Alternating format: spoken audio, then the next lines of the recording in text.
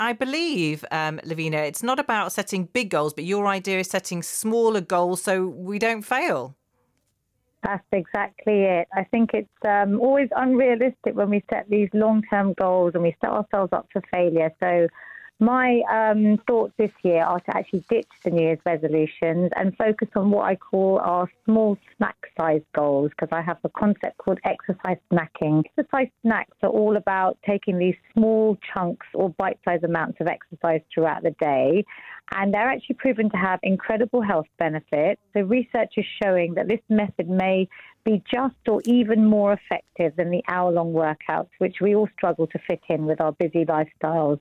So I want things to be sustainable in the long run, and I think it's really important that we reframe the way we think about resolutions at the start of the year and focus on something that's easy, snack-sized, short-term goals that, will kind of feel a bit of a sense of accomplishment and things that we can continue in the long term. People need to find what works for them. I'm not saying to ditch the gym, although obviously I provided free workouts from home through the pandemic to try and, people have become very confident now with working out at home. And I'm trying to break all the barriers around exercise so they don't need to cost anything, workouts. You don't have to have fancy equipment. You don't necessarily have to have gym membership. And we know with, the challenges and the cost of living crisis that it's quite difficult for people to afford that. So find something that works for you. And that means maybe just a 5-minute goal that you're going to work out for 5 minutes every day. I would love people to be doing a balanced approach to fitness, especially doing some strength training. So things like, simple exercises you can do even in the kitchen or at your desk. So I have free workouts based on the chair or sofa. So people that are working from home or anyone that's sitting too long, you could easily do some squats or some sit and stands at your desk. You could do some press ups against the kitchen island. You could be doing some star jumps. You could be doing some stair snacking, so using the stairs in your home or your workplace or up and down, the escalators when you're commuting. It's about trying to find little bite-sized amounts that you can do through the day that are going to spark up your metabolism and definitely help with weight loss if that's your goal, but also our mental health. I think exercise is so important to boost those endorphins, and my whole, Feel Good brand is about that. So I like to say exercise for sanity, not vanity, which is a different, reframing the way we think about exercise, but trying to reduce risk of lots of chronic illnesses. So things like type 2 diabetes that can be reversed, osteoporosis through building strength and our muscle mass. The list goes on, heart disease, cancers. There's so much science behind exercise that really makes me so passionate about it.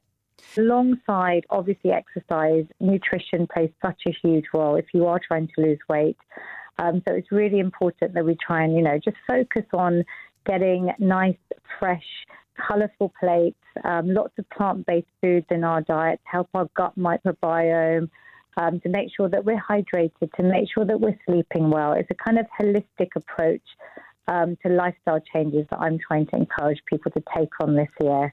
Me, I know that lifting weights, that moment, and the empowerment of lifting a heavy barbell or dumbbell or whatever I'm doing, in that moment, I don't think about anything else outside of that gym or whether I'm doing it at home. It kind of takes my mind off all the daily stresses, any anxiety, maybe doing workouts in a group. So I hold like group personal training sessions, which can be more motivating for some if they don't enjoy it on their own. And signing up to maybe a goal, like maybe a charity fundraiser. So I'm an ambassador for Diabetes UK. I work with Alzheimer's Society. A lot of these amazing charities need funding, but you also can join a huge, a workout goal. So they do lots of walks or they do activities where you feel like you may not be alone. So is that what you got your MBE for? Because I was reading through and you did a lot of exercise and you do sort of armchair workouts and things like that, don't you? You do things that for everybody. Yeah, I'm really trying to break down all the barriers and get all ages moving. So I did workouts for lunchtime exercise snacks, which is, I was going live every day at lunchtime with my husband and my youngest son. And then I also kicked off these seated workouts to really help at the time, the elderly and the vulnerable and the less mobile through the pandemic, during the lockdowns. And now they've taken off to help all ages, especially because people are sitting for such long periods. Yeah, especially if they're working from home.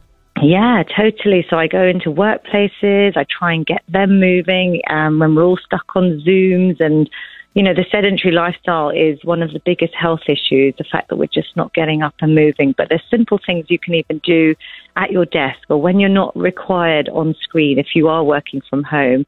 So I call them little desk snacks, simple things like press-ups and dips and lunges and squats, just using your seat. But I do them with my 75-year-old mother-in-law. So it's really helped to motivate even the elderly and people that may not be used to exercise. Yeah. Lifting, just small weights. We use things like tins and plastic bottles. I'm saying that you don't have to fork out for expensive gym membership. You don't have to have fancy equipment. There's just so much we can do from home or wherever you are. I call them feel good walks because my whole brand is, feel good with Lavina, but it is about the release of these feel good endorphins. So I call them walk snacks. So literally, if you're feeling stressed, anxious, if things are getting overwhelming, I just say step out, like you said, in nature, ideally, because that's incredible for our mental health. There's these incredible geometrical shapes called fractals. So if we even look at trees, plants, water, just nature around us, but it can be in your garden even. But a 5-minute walk will definitely release those feel-good endorphins. And that is totally free, like you said, accessible to most. And, things like stairs as well are so handy. So for days where it is a little bit cold or miserable for people, and especially during the pandemic, I was getting people to do stair snacking, as I call it. And there's an incredible study that shows that just 3 flights of stairs 3 times a day can really boost your aerobic health, your overall body strength. Yep, your heart strength, your leg strength. So, we all have stairs, whether you're in an apartment block, whether in your office building, whether you just use the escalators, in tube stations, and sort of walk up and down them. Even going down the stairs is proven to really help your leg strength. So, yeah, I say before or after a meal, and I'm a Diabetes UK ambassador, so I'm really trying to focus on the health benefits of exercise. So we kind of reframe the way we think about movement, even reframing the way we think about New Year's resolutions, because we know that exercise is one of those that's normally at the top of people's lists, and 80% of traditional resolutions normally fail by the 3rd week of January. And I think only 9% can actually get through the year and actually think back and, hit their resolution. So I'm saying let's reframe all of that and even use what I call snack size goal setting. So maybe just committing, like we've said, go for a 5-minute walk after your meals. It's going to be great for your blood sugar levels, for your digestion, for your mental health. And then maybe adding in even a 5-minute or even a 1-minute strength snack. So just the movements that are going to build muscle mass to help us reduce things of like osteoporosis. And especially, as we age, we want to maintain our independence. So those simple movements when we're cooking or when we're boiling the kettle, you want to tie it onto an existing habit so we can make these just part of everyone's daily lifestyle. So it's really trying to encourage people to move more, but find it easy ways. I think it helps people get into exercise, find something you enjoy, and then build up from that. So, we can always start off small and then build up from there. Yeah. It's just trying to be aware, listen to your body, and be kind to yourself. Obviously, I have a wealth of stuff on my Instagram and YouTube as well. There's all free content. But we want to try and keep in mind that you want to try and hit those government guidelines, because those are the ones that are going to help you maintain a healthy weight. It's going to help us reduce risk of all these chronic illnesses I was talking about. But again, it's finding things that you enjoy. I've got a free workout every Friday morning with my amazing mother-in-law. They're all saved on my YouTube channel, but I go live on Zoom, Facebook, Instagram, and YouTube to make it as accessible to everyone. I have loads of free exercise snacks and tips.